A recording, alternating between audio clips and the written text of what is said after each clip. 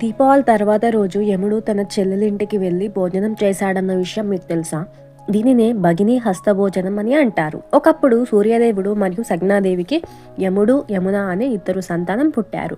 యముడు యమలోకాధిపతిగా ఉండగా యమునాదేవి భూమిలో ప్రవహించే పవిత్ర నదిగా అవతరించింది. యమున తన అన్నను ఎంతో ప్రేమించేది.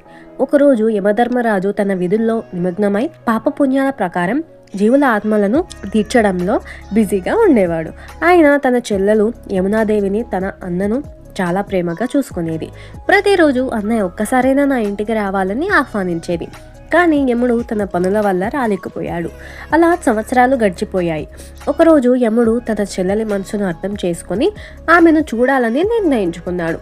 ఆ రోజే కార్తీక మాస శుక్లపక్ష ద్వితీయ. యముడు యమునాదేవి ఇంటికి వెళ్ళగా ఆమె ఆనందంతో ఆయనకు స్నానం చేయించి పూలమాల వేసి తిలకం పెట్టి రుచికరమైన భోజనం వండించింది.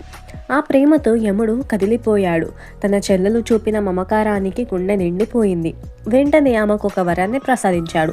ఇక ముందు ప్రతి సంవత్సరం ఈ రోజున అన్నయ్యలు తమ చెల్లెల్ని దర్శించి వారి చేత తిలకం వేయించుకుంటే వారికి యమభయము ఉండదు, దీర్ఘాయువు, ఆరోగ్యం లభిస్తాయి అని చెప్పాడు. వాటి నుండి ప్రతి సంవత్సరం ఆ రోజున యమద్వితీయగా ప్రసిద్ధి చెందింది. చెల్లెలు తమ అన్నల ఆరోగ్యాలను కోసం ప్రార్థిస్తారు. అన్నలు తమ చెల్లెలకు బహుమతులు ఇచ్చి ప్రేమను వ్యక్తపరుస్తారు. ఈ స్టోరీ మీకు ఇంట్రెస్టింగ్గా అనిపించి మొదటిసారి విని ఉంటే ఈ వీడియోని లైక్ చేసి మన ఛానల్ని సబ్స్క్రైబ్ చేసుకోండి. అలాగే ఓం యమయా నమః అని కమెంట్ చేయండి.